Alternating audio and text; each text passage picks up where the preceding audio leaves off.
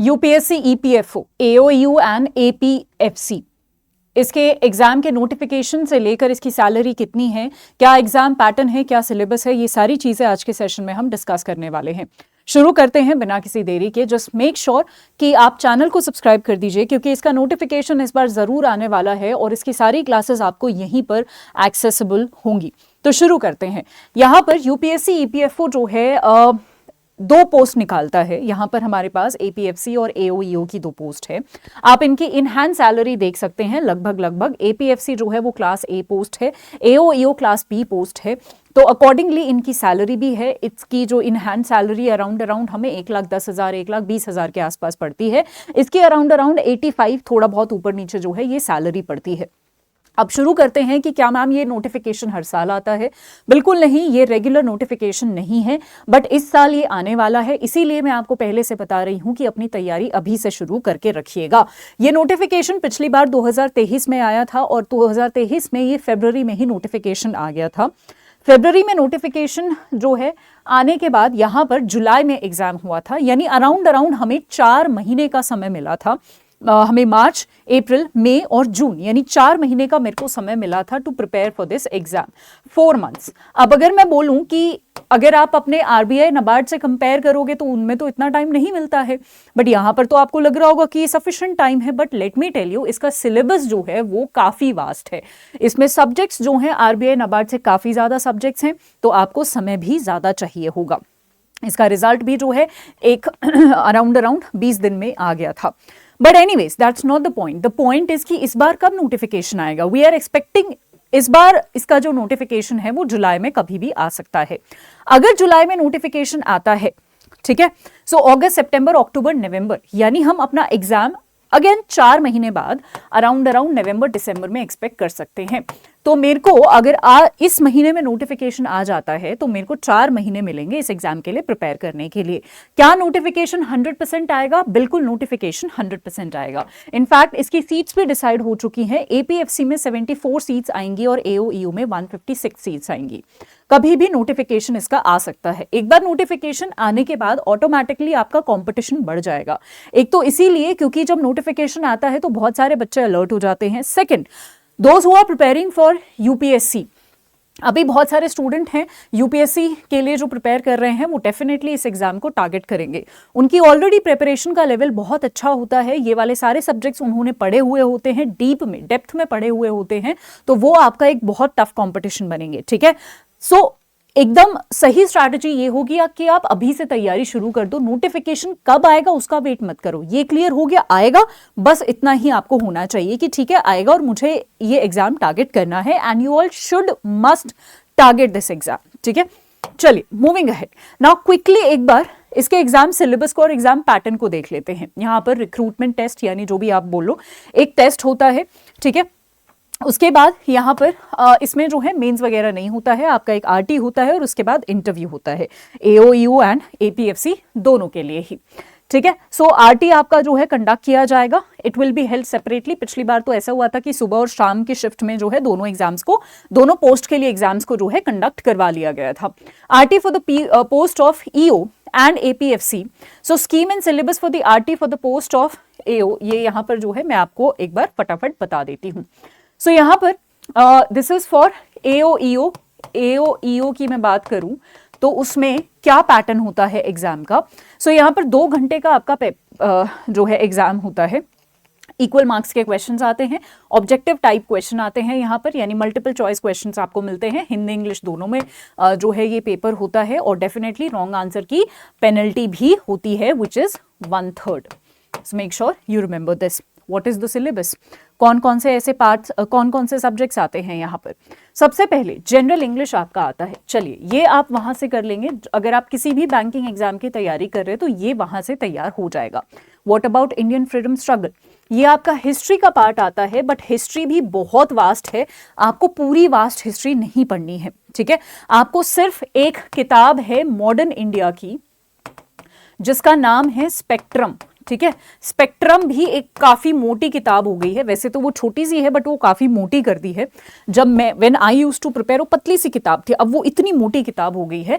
वो किताब आपको पूरी नहीं पढ़नी, एंड के कुछ चैप्टर्स हैं, इंडियन फ्रीडम स्ट्रगल करके एक पूरी यूनिट दी हुई है जिसमें 5-6-7 कुछ ऐसे चैप्टर्स होंगे, बस वो चैप्टर्स पढ़ने हैं और कुछ नहीं पढ़ना। स्पेक्ट्रम आप फॉलो कर सकते हैं। करंट इवेंट्स एंड डेवलपमेंट, ये आपको आई एम श्योर अगर आप बैंकिंग की तैयारी कर रहे हैं, यूपीएससी की तैयारी कर रहे हैं, आपके वही करंट अफेयर्स यहां पर भी काम आने वाले हैं। इंडियन पॉलिटी एंड इकोनॉमी, ये आपके लिए, इंडियन पॉलिटी आपके लिए एकदम नया सब्जेक्ट होगा, इकोनॉमी आपके लिए नया नहीं होगा because you are already preparing for banking exams. ठीक है, इंडियन पॉलिटी आपको थोड़ा सा पढ़ना पड़ेगा। अगेन इसके लिए भी मैं आपको एक किताब बता देती हूं, एम लक्ष्मीकांत, और आपको ये एंड टू एंड नहीं पढ़नी है, सेलेक्टेड पढ़नी है। ठीक है, इसके दो कारण हैं, एक तो एंड टू एंड इसको यूपीएससी सिविल सर्विसेज वाले स्टूडेंट्स पढ़ते हैं, दूसरा कारण यहां पर हम सिर्फ उन टॉपिक्स पर ध्यान देंगे, उन चैप्टर्स पर ध्यान देंगे जहां से सबसे ज्यादा क्वेश्चंस आते हैं। जैसे for example fundamental right is one chapter जहां से बहुत क्वेश्चन आते हैं, पार्लियामेंट इज वन चैप्टर जहां से बहुत क्वेश्चन आते हैं, प्रीएम्बल इज वन चैप्टर जहां से बहुत क्वेश्चन आते हैं। ठीक है, सो ये कुछ चैप्टर्स हैं, डीपीएसपी जहां से क्वेश्चंस आते हैं, ये शुरू के ही 4-5 चैप्टर्स हैं जहां से काफी क्वेश्चंस आते हैं।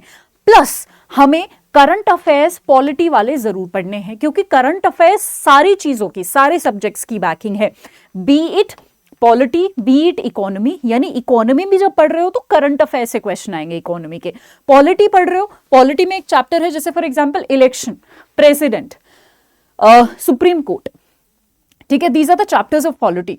तो वहां से आपके करंट अफेयर के क्वेश्चन आ जाएंगे कि सीजेआई का इलेक्शन कैसे होता है, कौन से आर्टिकल के तहत होता है। अभी रिसेंटली सीजेआई काफी न्यूज में थे, तो वो आपसे पूछ लेगा। यानी आपको स्टैटिक को करंट से इंटीग्रेट करके पढ़ना है, and this should be your strategy.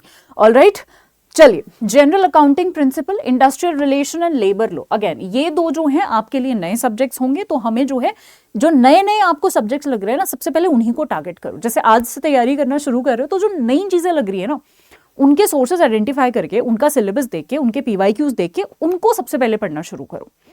That is how you should prepare. जो पढ़ रखे हैं वो तो पैरेलली चलते रहेंगे, आरबीआई के साथ साथ, नाबार्ड के साथ साथ, बट जो बिल्कुल ही टच नहीं किया उनको थोड़ा थोड़ा कवर करना शुरू करो। राइट, चलिए मूविंग अहेड। उसके बाद general science. General science is general, मतलब जो 10वीं तक की जो जनरल साइंस आती है उतना ही आएगा। कंप्यूटर एप्लीकेशन का थोड़ा बहुत वो हो जाएगा, इसमें कुछ नहीं है। मैथ्स और रीजनिंग आप ऑलरेडी करते हो, ये भी हो जाएगा, तो एक्स्ट्रा कुछ भी नहीं है। सोशल सिक्योरिटी भी थोड़ा बहुत आपको पढ़ना पड़ेगा, बहुत डिफिकल्ट नहीं है, बहुत ईजी है। आप ऑलरेडी जो है ईएसआई में भी थोड़ा बहुत पढ़ते हो, सोशल सिक्योरिटी से रिलेटेड करंट अफेयर्स, बहुत सारी गवर्नमेंट स्कीम्स, तो ये वही सारा है। वेटेज 75:25 के रेशियो में होगा आरटी का, मतलब बेसिकली आरटी और इंटरव्यू का जो रेशियो है वो दे रखा है यहाँ पर। So this will be your entire syllabus and exam pattern for AOEO जो मैंने बताया है। अब हम एपीएफसी जो दूसरी पोस्ट है उसके बारे में बात कर लेते हैं। यहाँ पर भी 2 घंटे का पेपर होगा, इक्वल मार्क्स कैरी करेगा, एमसीक्यू टाइप क्वेश्चन होंगे, हिंदी इंग्लिश में होंगे, और 1/3 नेगेटिव मार्किंग होगी। कंप्लीटली सेम है सब कुछ, बट यहाँ पर थोड़ी सी चीजें डिफर करेंगी in terms of syllabus. Syllabus यहाँ पर इंग्लिश सेम है, Indian culture, heritage, freedom movement, current events ये भी सेम है, यानी थोड़ा हिस्ट्री से आपको पढ़ना पड़ेगा।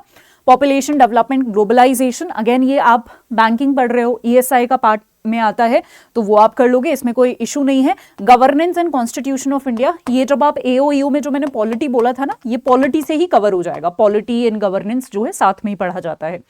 Present trends in Indian economy, ये आप ऑलरेडी बैंकिंग की तैयारी कर रहे हो, तो बैंकिंग में जो हम इकोनॉमी वाले करंट अफेयर्स पढ़ते हैं ना, वहां से हो जाएगा। अकाउंटिंग ऑडिट उधर भी था, इंडस्ट्रियल रिलेशन, लेबर लॉ ये वहां भी था, तो वहां से जो तैयारी कर रहे हो वो यहां भी काम आएगी। ठीक है, कंप्यूटर एप्लीकेशन, जनरल साइंस वगैरह वगैरह, ठीक है, ये सब जो है आपका ये बैंकिंग में भी है और उधर भी है। सोशल सिक्योरिटी वहां भी है, तो सिमिलर सा ही एओई और एपीएफसी का जो है हमारे पास सिमिलर सा सिलेबस है। कुछ ऐसा नहीं है कि बहुत अलग है और एकदम ही आपको जो है अलग अलग तैयारी करनी पड़ेगी, सिमिलर सा सिलेबस है। ठीक है, चलिए now what you have to do is, आपको क्या करना है, आपको बैठ के, अगर मैं स्ट्रैटेजी की बात करूं तो मेरे को 2 मिनट और दीजिएगा, मैं आपको पूरी स्ट्रैटेजी बता देती हूँ। अगर मैं आपको स्ट्रैटेजी की बात करूँ तो आप सब्जेक्ट्स को डिवाइड कीजिए। सबसे पहले आप बैंक में जो यूज हो रहे हैं वो वाले सब्जेक्ट्स लिखो, मतलब आप आरबीआई नाबार्ड किसी की भी तैयारी कर रहे हो, बैंकिंग एग्जाम की तैयारी कर रहे हो, तो कौन कौन से एग्जाम्स, कौन कौन से सब्जेक्ट हैं जो ओवरलैप कर रहे हैं उनको लिखो। पहले इंग्लिश ओवरलैप कर रहा है, करंट अफेयर्स ओवरलैप कर रहा है, इकोनॉमी ओवरलैप कर रहा है, क्वांट हो गया, रीजनिंग हो गया, कंप्यूटर हो गया, एंड समटाइम्स जनरल साइंस भी तो हम पढ़ते हैं ना, साइंस एंड टेक, वो ओवरलैप कर रहा है, ठीक है। सो ये हमारे पास ओवरलैप कर रहे हैं। नाउ इस साइड मेरे को नए सब्जेक्ट्स लिखने हैं, new subjects. Let's say for example polity is a new subject, history is a new subject, वो सोशल सिक्योरिटी या फिर इंडस्ट्रियल एंड लेबर लॉ, वो जो है ये जो है आपके नए सब्जेक्ट्स है। सारे नए सब्जेक्ट जो भी और बचे हुए हैं सारे यहाँ पर लिख लेने हैं, ठीक है। अब क्या करना है, इन पर थोड़ा कम ध्यान देना है क्योंकि इनका आपको पता है, ठीक है। इनको एक बार हमें स्क्रैच से करना है, एक एक किताब पढ़नी है सबके लिए और कुछ नहीं है, वो भी किताबें पूरी नहीं पढ़नी। लक्ष्मीकांत को पढ़ लोगे, यहाँ पर स्पेक्ट्रम के कुछ चैप्टर्स पढ़ लोगे, लक्ष्मीकांत के कुछ चैप्टर्स पढ़ लोगे, दोनों सब्जेक्ट कंप्लीट हो जाएंगे, ठीक है। यहां पर भी सेलेक्टेड टॉपिक्स पढ़ लोगे, कंप्लीट हो जाएगा, ठीक है। Now what you have to do is PYQs download करने हैं, प्रीवियस ईयर क्वेश्चन पेपर, उनको देखना है और उनको देख के आपको उसी तरीके से पढ़ना है जिस तरीके से प्रीवियस ईयर क्वेश्चंस पूछे गए हैं, ठीक है। ये कर लेना है। ऑफिशियल नोटिफिकेशन भी डाउनलोड करके रखो, दीवार पे चिपका के रखो, और वहां पर डिटेल सिलेबस भी दिया हुआ है, उस सिलेबस को भी पढ़ लो कि कौन कौन से सब्जेक्ट का क्या क्या सिलेबस है। तो जस्ट एक बार इसको टैली करना। आई एम नॉट श्योर कि EPFO में दिया होता है या नहीं दिया होता, जनरली बहुत सारे नोटिफिकेशंस में दिया होता है, ऑफिशियल नोटिफिकेशन में। एक बार रीचेक कर लेना इसको, बट अदरवाइज भी आपको बहुत सारी जगह नॉर्मली भी अगर आप गूगल करोगे तो आपको डिटेल सिलेबस मिल जाएगा, ठीक है। So this is your entire strategy. Again 4 महीने में आप ऐसे डिवाइड कर सकते हो कि पहले आपको वो वाले टॉपिक्स या वो वाले सब्जेक्ट शुरू करने हैं जो आपने कभी नहीं पढ़े हैं, यानी पहले 1 महीने में, शुरुआत के 1 महीने में, 1 या 1.5 महीने में आप ये वाले सब्जेक्ट्स कंप्लीट करो। उसके बाद आपका पहले RBI का एग्जाम होगा, फिर होगा UPSC EPFO का, है ना। तो हमें वो वाले सब्जेक्ट्स एंड में प्रिपेयर करने हैं जो RBI के साथ भी मेल खाते हो, ठीक है। RBI का एग्जाम मान लो 1 महीने बाद है और हम इन सब्जेक्ट्स में अटके हुए, ऐसा मत करना। इन सब्जेक्ट को अभी खत्म करके साइड में रख दो ताकि ये वाले सब्जेक्ट्स पढ़ते रहो जो RBI की तैयारी में भी काम आएंगे, नाबार्ड की तैयारी में भी काम आएंगे और EPFO की तैयारी में भी काम आएंगे, ठीक है। टारगेट दोनों करो, बहुत ही अच्छी जॉब है। लाइक क्लास A है तो मैं ज़्यादा कुछ बोल भी नहीं सकती, मैंने आपको सैलरी भी दिखा दी है, ठीक है। सो काफ़ी अच्छा रेप्यूटेड जॉब है, so you all must target this job, right. उसके अलावा जब नोटिफिकेशन आएगा इसका, आगे की क्या स्ट्रैटेजी होगी, जो भी सेशंस मैं लेकर आऊंगी, आपको हर एक चीज या फिर मेरे द्वारा जितने भी सेशंस इस चैनल पर लिए जाते हैं सबका एक्सेस आपको एक जगह मिल जाएगा, which is on this Telegram. इसको प्लीज स्कैन करके ज्वाइन कर लीजिए ताकि आपको इन फ्यूचर में कोई भी सेशन लूंगी, किसी भी सेशन का मुझे आपसे PDF शेयर करना होगा, करंट अफेयर्स का कोई सेशन है, क्वेश्चन आंसर्स करवा रही हूँ, आपको सब कुछ यहाँ पर मिलेगा। Make sure you join this. आज के लिए इतना ही। Thank you so much everyone. I hope the session helped you. If there is anything you want me to come up with, कोई और सेशन है, कोई और टॉपिक है जिस पे आप चाहते हैं कि मैं वीडियो बनाऊं, जिस पर जो है हम लेकर आए चीजें, तो आप मुझे कमेंट सेक्शन में जरूर बताइएगा। Yeah that is it. Thank you so much. Bye bye, take care.